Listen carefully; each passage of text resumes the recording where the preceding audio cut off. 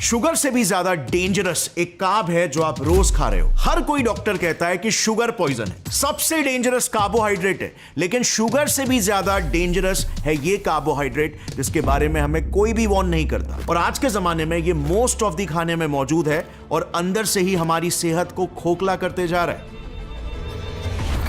क्या आपको पता है ये साइलेंट किलर कौन है? ये कार्ब आपके ब्रांडेड ब्रेकफास्ट सीरियल्स में मौजूद है, ब्रांडेड प्रोटीन और एनर्जी बार्स में मौजूद है, मैगी और दूसरे अन्य नूडल्स में मौजूद है, ये सो कॉल्ड हेल्दी बिस्किट्स में मौजूद है, इवन रेडीमेड सूप्स में भी मौजूद है, जैसे ये सो कॉल्ड एनर्जी ड्रिंक्स जैसे कि ये, और सप्लीमेंट्स, शुगर फ्री प्रोडक्ट्स और इवन आइसक्रीम्स में भी। यहां तक कि बच्चों को दिए जाने वाले बेबी फॉर्मूला में तक ये मौजूद है, जहां पर इसे होना ही नहीं चाहिए। एंड द रीजन इज, जितना पॉइजन कहलाए जाने वाला सिंपल टेबल शुगर आपका ब्लड शुगर लेवल बढ़ाता है, ये हिडन कार्ब उससे भी 2 गुना ज्यादा आपका ब्लड शुगर लेवल एकदम से स्पाइक करता है। इस कार्ब का नाम है मैल्टोडेक्स्ट्रिन और इसे कंपनीज लोगों को चकमा देने के लिए healthy sounding marketable names use करके दिखाती है, जैसे corn starch, corn syrup, rice starch या व्हीट स्टार्च। अब ये इंग्रेडिएंट पर्टिकुलरली प्रॉब्लम क्यों है? जरा सोचो, साधारण शुगर को हम पॉइजन क्यों ही कहते हैं? क्योंकि कंज्यूम करते ही एकदम से ये हमारे ब्लड शुगर लेवल्स को स्पाइक करा के इंसुलिन रिलीज करवाता है, जिससे फिर बॉडी शुगर और उसके साथ दूसरे न्यूट्रिएंट्स को भी फैट के रूप में स्टोर करने लगती है। और इसीलिए शुगर डायरेक्टली लिंक्ड है वेट गेन और ओबेसिटी से। ऊपर से एम्प्टी कैलोरीज, शुगर में लिटरली 0 न्यूट्रिशन होता है और ये एडिक्टिव भी होता है, यानी आप और खाते रह जाओगे और वेट गेन होता रहेगा, लेकिन आपको न्यूट्रिशन कुछ नहीं मिल रहा। सब कुछ चर्बी के रूप में बस जमा होते जा रहा है, जो आगे चल के diabetes, high cholesterol, high BP, chronic inflammation जैसे 100 अलग प्रॉब्लम्स क्रिएट करेगा। अब ये सारे प्रॉब्लम्स ना सिर्फ टेबल शुगर बट मैल्टोडेक्स्ट्रिन भी कॉज करता है, और वो भी शुगर से दुगुना। मैल्टोडेक्स्ट्रिन का ग्लाइसीमिक इंडेक्स 125 है, जबकि टेबल शुगर का 60 से 65, यानी ऑलमोस्ट डबल। मतलब ये और भी तेजी से ब्लड शुगर स्पाइक कराता है और वेट गेन कराता है, एंड यस, और भी ज्यादा एडिक्टिव भी है। आपको पता ही होगा, जनरली प्रोसेस चीजें नेचुरल चीजों से वर्स होती है। ये मैल्टोडेक्स्ट्रिन समझ लो एक ऑलरेडी बुरी चीज शुगर का भी प्रोसेस्ड वर्जन है। खैर, अब बात करते हैं मेन रीजन की कि क्यों ये मैल्टोडेक्स्ट्रिन शुगर से भी ज्यादा डेंजरस है। और ये बहुत ही इंटरेस्टिंग फैक्ट है जो मोस्टली कोई नहीं बताता। तो देखो, हमारा शरीर ना 70 ट्रिलियन सेल से बना हुआ है, लेकिन उनमें से हमारे खुद के ह्यूमन सेल्स सिर्फ 30 ट्रिलियन ही होते हैं। तो मतलब बाकी के 40 ट्रिलियन सेल्स आखिर किसके हैं? ये सारे बैक्टीरियल सेल्स होते हैं जो हमारे शरीर में रह रहे हैं और हमारी बॉडी के इंपॉर्टेंट प्रोसेसेस को चला भी रहे हैं। मतलब technically we are more bacteria than human, और हमारा शरीर एक घर है, एक इकोसिस्टम है बैक्टीरियाज का, and this is the fact. अब बैक्टीरिया का नाम सुनकर डरना मत। 2 किस्म के बैक्टीरियाज होते हैं, एक गुड बैक्टीरिया और दूसरे बैड बैक्टीरियाज, और ये दोनों मोस्टली हमारे स्टमक और इंटेस्टाइन्स में सबसे ज्यादा पाए जाते हैं। और लिटरली हम कितना ज्यादा जिएंगे और कितने जल्दी मरेंगे, ये उसके लिए डायरेक्टली रिस्पॉन्सिबल होते हैं। शरीर के हर ऑर्गन की फंक्शनिंग, आपका ब्लड प्रेशर, कोलेस्ट्रॉल, कितना न्यूट्रिशन आपके शरीर में एब्जॉर्ब होगा, आपका इम्यून सिस्टम, हर किसी चीज को यही बैक्टीरियाज इफेक्ट करते हैं, इवन हमारे मूड तक को। और इसीलिए पेट को सेकंड ब्रेन भी कहते हैं। और इन्हीं बैक्टीरियाज का जो रेशो है वो सबसे ज्यादा इंपॉर्टेंट होता है। अगर for some reason bad bacteria की मात्रा शरीर में बढ़ जाती है और गुड बैक्टीरिया कम हो जाते हैं, तो इंसान को जल्द ही 100 रोग पकड़ लेंगे और वो मर भी सकता है। इनफैक्ट कोविड के टाइम पर ही कौन से पेशेंट्स मरेंगे और कौन से जिंदा रहेंगे, ये सिर्फ और सिर्फ गट बैक्टीरियाज के बेसिस पर ही पता चल जाता था। अब मैल्टोडेक्स्ट्रिन ना हमारे शरीर में बैड बैक्टीरिया की मात्रा को बढ़ाता है और गुड बैक्टीरिया को कम करता है। कुछ ही देर में बताऊंगा कैसे, लेकिन उससे पहले, क्योंकि कई लोग अभी भी गट बैक्टीरिया को आई नो सीरियसली नहीं ले रहे होंगे, तो इन्हें लेकर मैं एक बहुत ही इंटरेस्टिंग एक्सपेरिमेंट के बारे में आपको बताता हूं, जिसमें 2 जुड़वा बहनों के गट बैक्टीरिया को चूहों में डालकर एक्सपेरिमेंट किया गया था। इस एक्सपेरिमेंट में बेसिकली 2 जुड़वा बहनें थी, पर उनमें से एक ओबीस थी और दूसरी एकदम स्लिम। तो रिसर्चर्स ने क्या किया, उन दोनों के शरीर के जो गट बैक्टीरिया थे उन्हें एक्सट्रैक्ट करवा के इंडिविजुअली 2 अलग चूहों में ट्रांसफर किया और फिर कुछ वीक्स उन चूहों को ऑब्जर्वेशन में रखा। अब जैसे ही समय गुजरा, आप मानोगे नहीं, इस सिंपल से बैक्टीरियल ट्रांसफर से उन चूहों में क्या चेंजेस आए होंगे।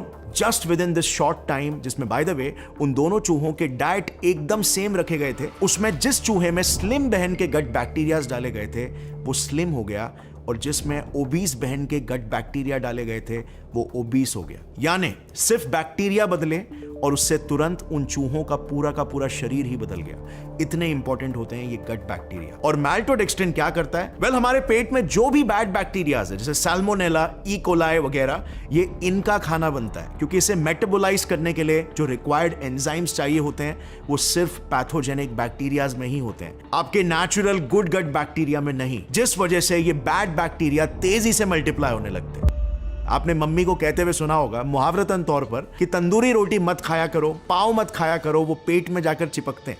वेल, मैल्टोडेक्स्ट्रिन तो लिटरली चिपकता है। गीला होने पर वो काफी गाढ़ा और चिपचिपा हो जाता है, जिससे वो हमारे इंटेस्टाइन वॉल्स पर एक चिपचिपी लेयर बनाता है, जैसे आप इस स्टडी में देख सकते हो, जो फिर बाद में बैड बैक्टीरिया की कॉलोनी बनते हैं। यानी कि सिंपली गलत चीजों को कंज्यूम करने से हम लिटरली हमारे सेकेंड ब्रेन, हमारे पेट की चाबी शरीर के दुश्मनों के हाथ थमा दे रहे हैं। अब बात करते हैं दूसरे सबसे डेंजरस कार्बोहाइड्रेट के बारे में, जो कि रेगुलर शुगर से भी ज्यादा डेंजरस है। एंड क्वाइट फ्रैंकली स्पीकिंग, आपको यकीन ही नहीं होगा कि ये भी एक साइलेंट किलर हो सकता है, क्योंकि इसके बारे में कोई भी नहीं बताता। इनफैक्ट हमें यह बताया गया है कि ये हेल्थ के लिए एक्चुअली में अच्छा होता है। मैं जिस कार्बोहाइड्रेट की बात कर रहा हूं वो है फ्रुक्टोस।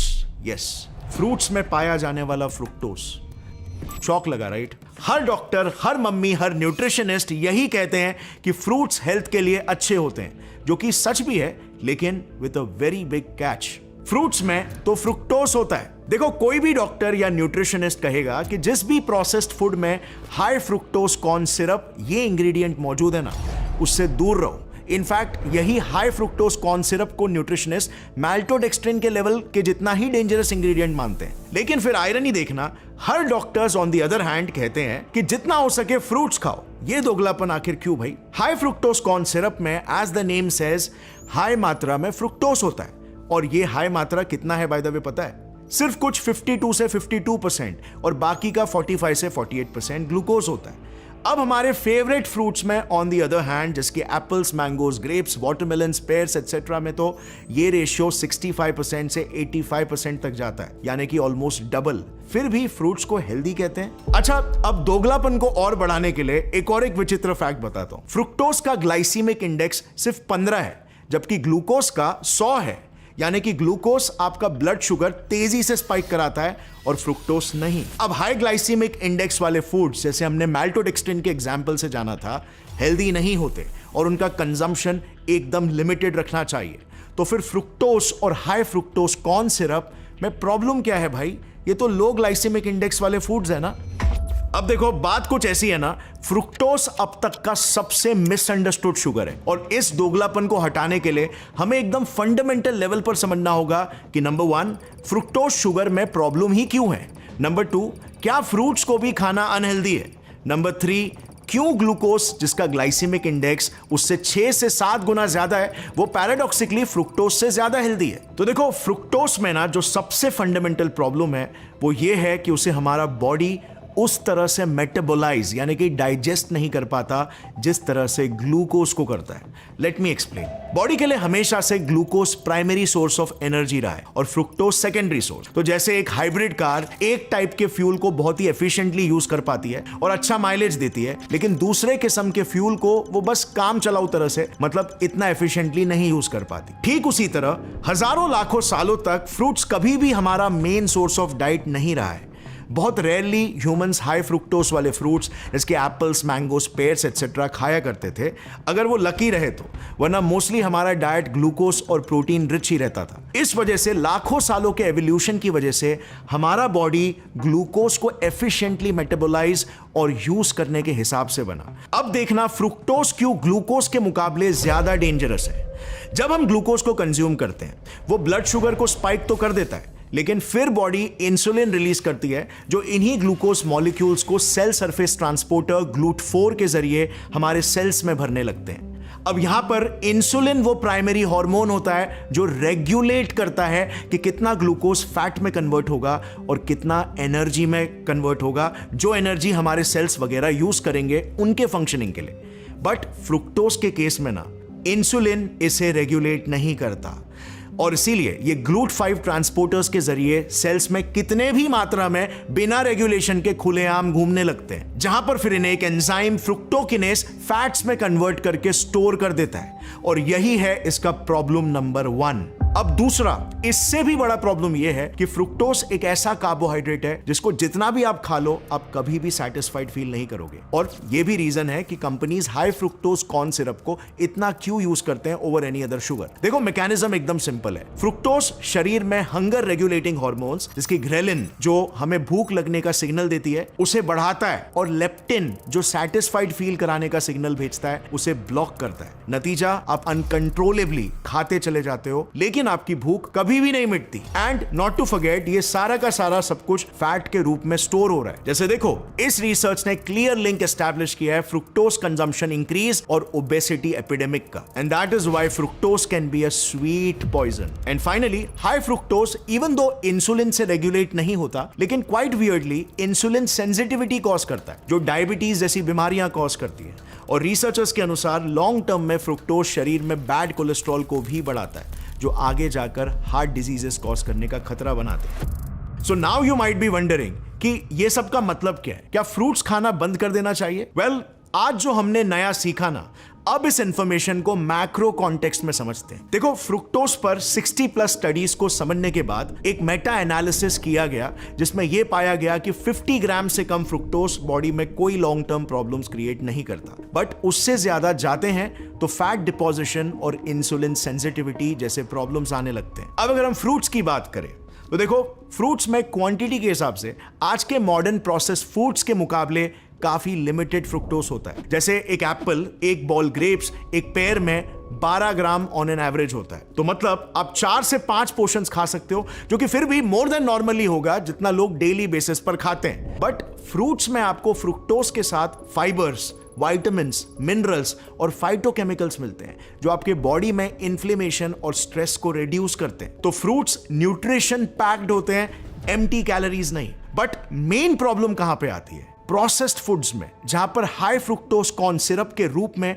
फ्रुक्टोज को एडिक्टिव तरीके से यूज किया जाता है। जैसे एक 600 ml कोक में फॉर एग्जांपल 60 ग्राम शुगर है और 30 ग्राम्स फ्रुक्टोज है। इसको विजुअलाइज करवाऊं तो 16 चम्मच शक्कर और 8 चम्मच फ्रुक्टोज और प्योरली एम्प्टी कैलोरीज, यानी कि जीरो न्यूट्रिशन।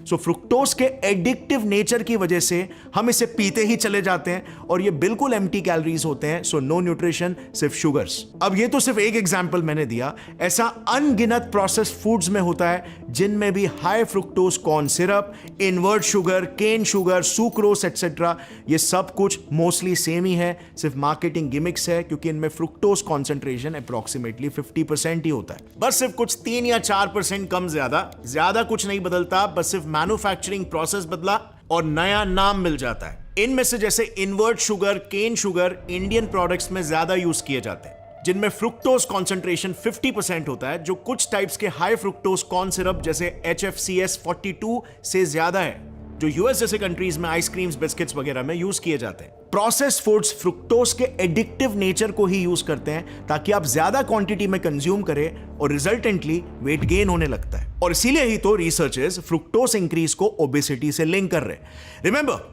फ्रुक्टोज अकेले ही सिर्फ आपका वेट गेन नहीं करवा रहा है, बट उसका appetite increasing addictive nature plus in processed foods का टेस्टी फॉर्मूला, ये सब मिलकर आपका फैट गेन करवा रहे हैं, इंटरनल मैल फंक्शंस क्रिएट कर रहे हैं जिसके लॉन्ग टर्म कॉन्सिक्वेंसेज हो सकते हैं। और इसीलिए ये अवेयरनेस जरूरी है ताकि हम प्रोसेस फूड्स के इस चक्रव्यूह में ना फंसे। सो नेक्स्ट टाइम जब भी आप प्रोसेस फूड्स को कंज्यूम करोगे तो ये 2 डेंजरस शुगर्स, माल्टोडेक्स्ट्रिन और हाई फ्रुक्टोज कंटेंट का ट्रैक रखें।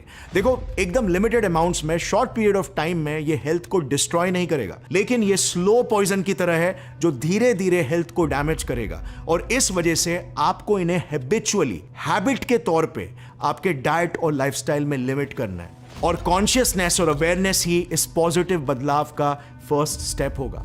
सो अगर आपको इस वीडियो से कुछ भी नया सीखने मिला, सो अपने फ्रेंड्स और फैमिली मेंबर्स के साथ ये जरूर शेयर करना ताकि वो भी हेल्दी चॉइसेस ले सके। Take care and stay fit. जय हिंद।